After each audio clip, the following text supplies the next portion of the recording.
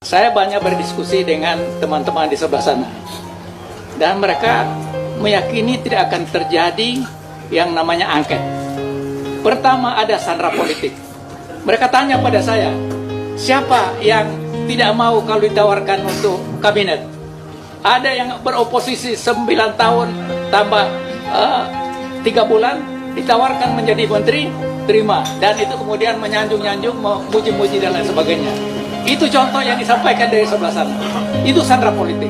Kedua, sandera hukum. Kita tahu ini di mana-mana tidak ada yang bersih. Nah, Pak Jokowi itu memanfaatkan untuk memaksa orang itu supaya jangan melakukan sesuatu. Tapi ada yang ketiga, sandera uang.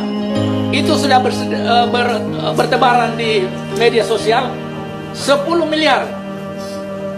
Siapa yang tidak mau katanya? Ada yang tidak terpilih, ada yang terpilih tapi habis uangnya. Dia mau ambil uang itu.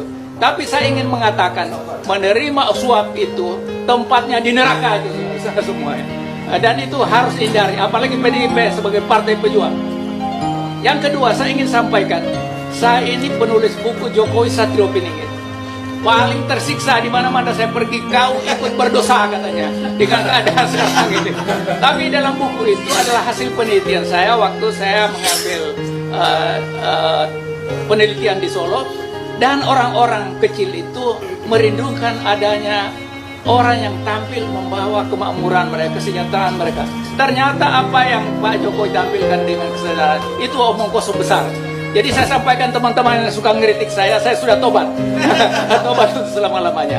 Kemudian, saudara-saudara, ini masalah yang harus diwaspadai, penjagalan angket. Dan kita di luar ini berharap adanya angket untuk menyelamatkan demokrasi kita. Kalau bapak-bapak tidak melakukan angket, maka ini akan terulang 5 tahun yang akan datang.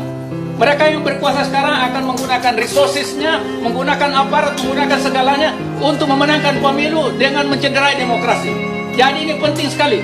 Kedua, November barangkali akan ada pilkada. Mereka juga akan menggunakan itu.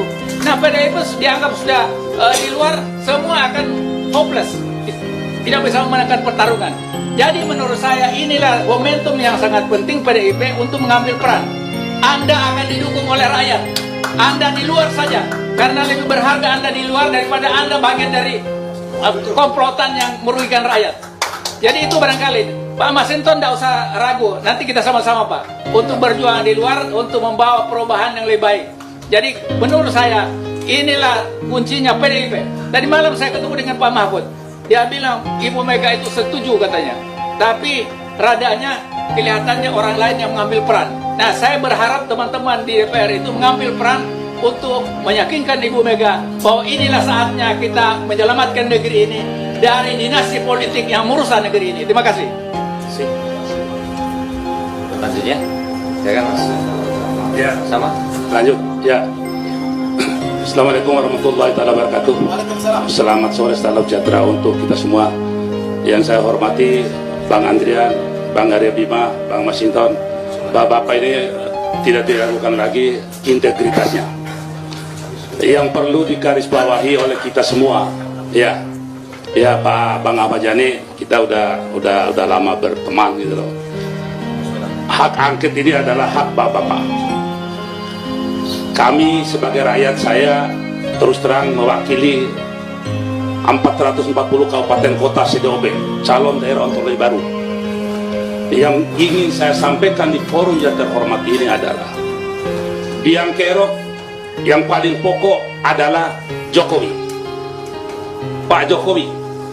Ya, kenapa KPU tidak bisa berkutik karena Jokowi? Tapi Jokowi pintar. Kita berharap di angket itu karena KPU adalah pengkhianat negara. KPU pengkhianat negara. Pengkhianat negara itu harus dihukum mati. Kenapa demikian? Ada apa dengan server KPU dikonekkan dengan server Alibaba? Itu pengkhianat negara, melanggar undang-undang. Kalau melanggar undang-undang, bapak-bapak ahli hukumnya pidana. Presiden melanggar hukum, melanggar undang-undang, pidana. Kenapa DPR diam? Ya, Anda semua adalah wakil rakyat, Pak. Bapak bertanggung jawab. Kalau tidak Anda menggulirkan hak angket, enak sekali mereka itu, Pak. Tidak, hak angket itu hak dewan. Jadi kita sangat berharap kepada fraksi PDIP.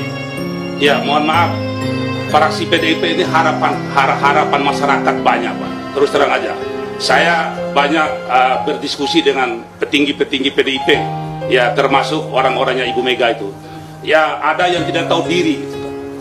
Udah tujuh kartu merah dikasih, tetapi dia mengkhianati.